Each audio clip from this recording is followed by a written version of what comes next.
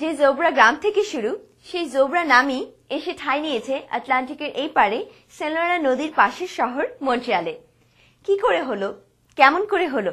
দর্শক মন্ডলী, আমরা সবকিছুই জানতে পারবো ডক্টর ইউনিসের এক ভাবশিষ্য মন্ট্রিয়ালে বসবাসরত মোহাম্মদ হাসানের কাছ থেকে। করতেছিলাম তো আমার সুযোগ হয়েছিল ওনার সাথে প্রথম দেখা করার জন্য। আমেরিকার আটলান্টিক সিটিতে উনি একটা কনফারেন্সে, টেক বাংলা কনফারেন্সে আসছিলেন 2000 এপ্রিলে। তখনই ওনার সাথে আমার খুব আন্তরিকভাবে ওনার সাথে মেলামেশার সুযোগ হয়েছিল কনফারেন্সে। উনি বলছিলেন যে তথ্য প্রযুক্তির মাধ্যমে বাংলাদেশের দরিদ্র মোচনের একটা মহাসড়ক, সেখানে আমাকে অভিহিত করছিল ওনার জন্য। আমি ইন্সপায়ার্ড হয়ে গেছিলাম। তাছাড়া ওনার ব্যাংকার টু দ্য পুয়ার বইটা, যেটা সবসময় আমার সাথে ক্যারি করে, আমি এই সূচনাটা পড়ে, ইন্ট্রোডাকশনটা পড়ে আমি দেখছিলাম যে 74 সালে যে বেওয়ারিশ লাশ দাফনের সময় যে মানুষ যখন আটার ভুসি খেয়ে জীবন ধারণ করতেছিল, যখন কলা ভাতা খেয়ে করতেছিল, তখনই উনি এই পরিকল্পনা নিয়ে তখন জোয়ারা গ্রামে যে শুরু করছিল দুর্ভিক্ষ থেকে মানুষ উদ্ধার করার জন্য। সেখানেই আমাকে খুব বেশিভাবে ওনার এই কর্মসূচিটা কিভাবে গরিবদেরকে একটা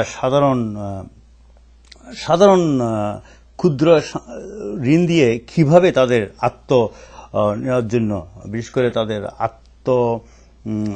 আত্মকর্ম যেটাকে বলে সেলফ, কিভাবে মানুষকে দারিদ্রতা থেকে মুক্তি পেতে পারে। সে মহিলারা, জোবরা গ্রামের মহিলারা যেখানে বাঁশের টুল বিক্রি করে মহাজনদের থেকে সেই টাকা ধার করে তার লভ্যাংশ ওনাদেরকে দিয়ে পাচ্ছে, কিন্তু ওনাদের নিজেদের জীবনের কোনো উন্নতি করতে পারতেছে না। সেই জিনিসগুলো ওনারা নিজের পকেট থেকে যে টাকা দিয়ে এই ঋণটা দিয়ে এবং কোনো রকম কলাটল, কোন রকম ছাড়া যদি করছে, সেই জিনিসটা আমাকে খুব অভিভূত করছে। বাংলাদেশে গ্লোবাল মাইক্রো ক্রেডিট সামিটটা 2004-এ বাংলাদেশে হয়েছিল আর কি।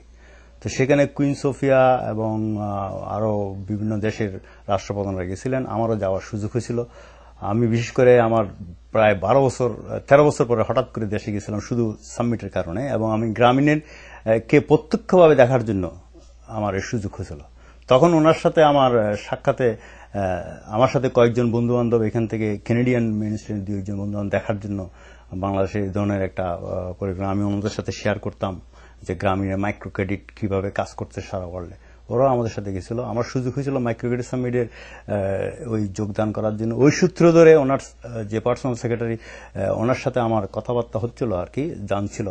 তো হঠাৎ করে আমি একদিন ইমেল পেলাম ওনার কাছ থেকে, প্রফেসর ইউনুস কানাডায় আসছেন, তো আপনি যদি দেখা করতে চান ওনার সাথে দেখা করতে পারেন। সেই সূত্রে আমি জানলাম, উনি আমাকে বলল যে দিদার আমি তো বেশি সময় নেই, আমি কানাডাতে যাচ্ছি, আমার এই প্রোগ্রাম আছে হিলটন ফাউন্ডেশনে, তো আমি জানি না তোমাদের মন্ট্রিয়ালে আমি যেতে পারবো কিনা, আমার সুযোগ হবে না, তো যদি টরন্টোতে আসতে পারো তাহলে হয়তো দেখা হতে পারে।